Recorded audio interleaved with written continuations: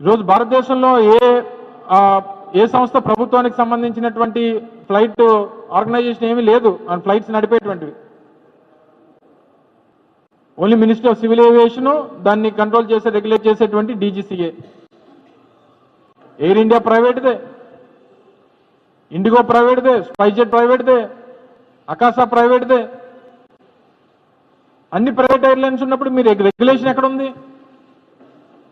చెన్నై నుంచి ఢిల్లీ వెళ్ళాలంటే 70,000 రూపాయల టికెట్, బెంగళూరు నుంచి ముంబై వెళ్ళాలంటే దాదాపు 40,000 రూపాయల టికెట్, హైదరాబాద్ నుంచి ఢిల్లీ వెళ్ళాలంటే 60,000 రూపాయల టికెట్.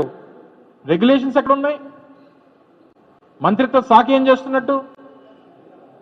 ప్రయాణికుల తాలూకు పరిస్థితులు ఏంటి? విమానయానం అనేటువంటిది పేదవాడికి కూడా చెయ్యాలనేటువంటి ఆలోచన ప్రభుత్వాలకు ఉండాలి తప్ప ఈ రకమైనటువంటి పరిస్థితులను తీసుకుని వచ్చి మోనోపోలీగా ఒక సంస్థకి మీరు కొమ్ము కాసేస్తే ఈరోజు దేశంలో పరిస్థితులు ఈ రకంగా పెద్ద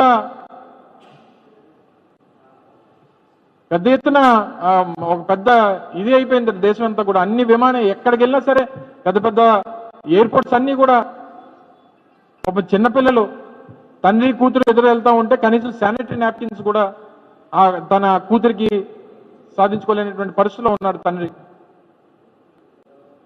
ఎవరు చెప్పుకుంటారు బాధలన్నీ? దయచేసి మంత్రి గారిని రీల్స్ చేయడం మానేసి జరుగుతున్నటువంటి పనుల్ని ఈ క్రెడిట్ చోర్ ఎవరో చేసినటువంటి పనుల్ని మేం చేసినట్టుగా చూపించుకునేటువంటి ఆ తాపత్రయం మానేసి మీకు మంత్రి అవకాశం ఇచ్చినటువంటి మీ చంద్రబాబు నాయుడు గారిని ఆయన కొడుకుని జాకీలు పెట్టి ఆ లేపడం మానేసి దేశ ప్రజల తాలూకు ప్రయోజనాలు వీటి మీద శ్రద్ధ పెట్టమని చెప్పి కూడా కోరుతా ఉన్నాను.